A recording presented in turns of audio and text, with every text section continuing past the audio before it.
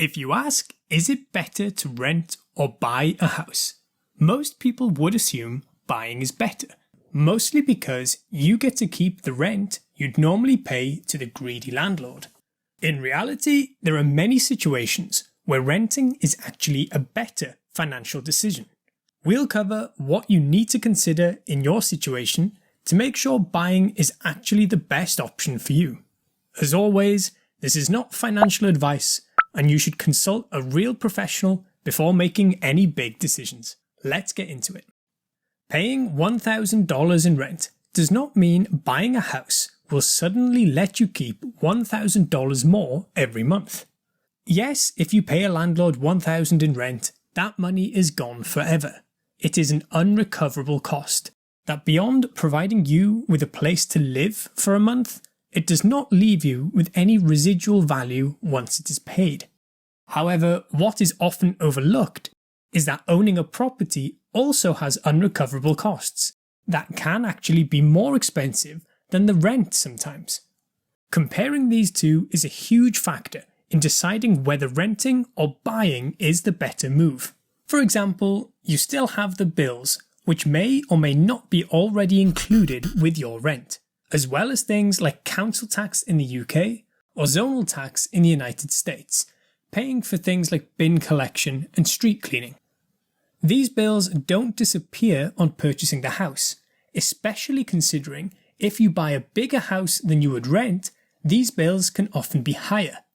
The big difference with renting, though, is the cost of the maintenance. You are responsible for maintaining the house, not only when things break, but also to maintain the value of the property itself. A commonly used average is 1% of the value of the property per year. On a $300,000 house, this is $3,000 a year or $250 a month. In the UK, there is tax due on property or land that is purchased. It's typically between 2 and 15% of the value of the house on a marginal basis. First-time buyers may be exempt up to a certain value, but otherwise, this is a big chunk of cash to pay. There is a property tax in the United States, typically paid every year based on the value of the home. Using the online calculator, I found that buying a $300,000 house as a main residence would currently bring a tax of around £5,000 in the United Kingdom, effectively £400 a month for a year. You also need to cover legal costs, easily over £1,000 in the United Kingdom and probably more expensive in the US. On top of these, you also need to pay for inspection or surveying costs. That brings us nicely onto the more hidden costs that many people overlook. The first is the cost of borrowing itself. A 10% deposit or down payment is common, meaning 90% of the price is funded via a mortgage, on which you pay interest. Over the last 10 years, 2 to 3% has been a fairly standard rate, with a 30-year average of roughly 5.5% in the UK, and currently the US 30-year fixed average is around 6%.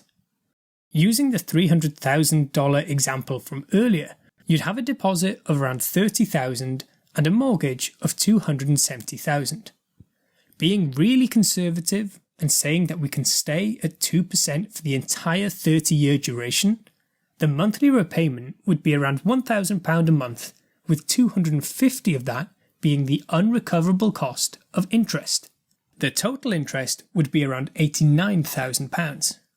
On top of that, there's usually an additional fee for the mortgage broker or for buying the mortgage product itself. The other part that's often forgotten is the opportunity cost.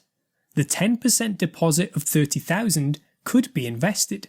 The average increase in property prices, factoring in inflation, since 1900 is around 1.3%, while for the stock market, specifically the S&P 500, since its inception, has returned around 7% a year after inflation. Aside from these calculable costs, there are situational factors. For example, someone who is expecting to move within a few years would perhaps benefit from renting to avoid paying tax and legal fees again, which of course also apply to sales, not just buying. You also need to consider that a rise in interest rates could lead to a higher monthly payment than in our example, which itself might cause more people to sell houses and therefore for prices to fall, which could mean selling the house for less than the purchase price. Having said all of this, buying a house does offer the future potential to rent it out to generate cash and potentially buy another house to rent out.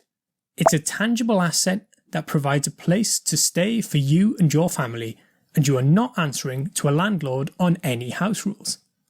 The point of this video is just to show you that it isn't as clear-cut as it is made out to be when it comes to deciding whether renting or buying is the best option.